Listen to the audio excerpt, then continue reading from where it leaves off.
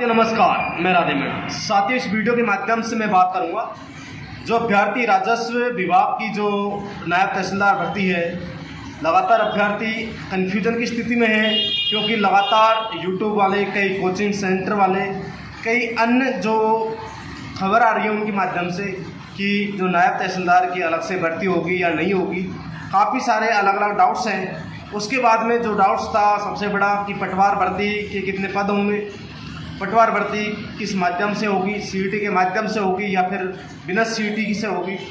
तो साथियों, राजस्व विभाग के इन दोनों बड़े सवालों को लेकर मैंने राजस्व विभाग अजमेर में बात की। साथियों, उनसे तमाम इन बिंदुओं पर मेरी काफ़ी देर तक बात हुई। साथियों, उनके अधिकारियों ने बताया कि जो नायब तहसीलदार की जो भर्ती है उसको लेकर जो स्टूडेंट असमंजस की स्थिति में है उसको लेकर उन्होंने कहा कि स्थिति क्लियर हो चुकी है। नायब तहसीलदार की भर्ती को हम आरटीएस के माध्यम से भरेंगे, यानी कि जो पुरानी आरएस की भर्ती होती थी उसी तरह से नायब तहसीलदार की भर्ती है। नायब तहसीलदार का जो पद है उनको भरा जाएगा। लगातार अभ्यर्थी और कई यूट्यूब चैनल, कई कोचिंग वाले बोल रहे थे कि नायब तहसीलदार की जो नई भर्ती आएगी वो सीधी भर्ती खुद स्पेशल नायब तहसीलदार की राजस्व विभाग के माध्यम से आएगी। तो साथियों, ऐसा कुछ भी नहीं है। नायब तहसीलदार की कोई भर्ती अलग से नहीं आएगी। वो भर्ती आरएस के माध्यम से जो पहले चलती आ रही है उसी माध्यम से होगी। और दूसरी बड़ी बात यह है, जो अभ्यर्थी इंतज़ार कर रहे हैं पटवार भर्ती में रिक्त पद कितने हैं और कितने पदों पर भर्ती का नोटिफिकेशन जारी होगा। साथियों, पहले लगभग 2700 रिक्त पदों पर भर्ती का जो अर्थना थी वो राजस्थान कर्मचारी चयन बोर्ड को राजस्व विभाग ने भेज रखी थी। साथियों, उसके बाद में पदों का पुनर्गठन हुआ है और पदों का पुनर्गठन होने के बाद पदों की स्थिति क्लियर हुई है। और स्पष्ट रूप से आपको मैं कहना चाहता हूँ कि 963 पदों पर आपके रिक्त पद बचे हुए हैं पटवार के। इन पदों पर भर्ती का आयोजन होगा।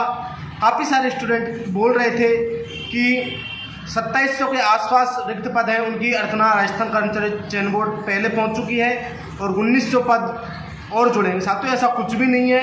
केवल और केवल वर्तमान में जो राजस्व विभाग में जो 1963 पद रिक्त हैं पटवार के, उन पदों पर ही भर्ती का नोटिफिकेशन जारी होगा और वो सीटी के माध्यम से करवाई जाएगी। यानी कि साथियों, आपके जो रिक्त पद पहले ज़्यादा थे अब कम हो गए। पद कम कैसे हुए? साथियों, नीचे के पद कम करके ऊपर के पद, जो पटवार से ऊपर जो प्रमोशन होते हैं वो पद बढ़ा दिए गए हैं और नीचे के पदों की संख्या कम करके उनकी जगह पर ऊपर के पदों को बढ़ा दिया गया है। इसी तरह एलडीसी की भर्ती में भी लगभग 3 से 5 हज़ार पद ऐसे ख़त्म किए थे। तो साथियों, एलडीसी भर्ती की में फिर भी अब दोबारा और पद कम किए हैं। तो साथियों, हालांकि अब तो इनमें जो पद जो विज्ञप्ति में दे रखे हैं यही है, परंतु कैडर में और पद कम हो चुके हैं।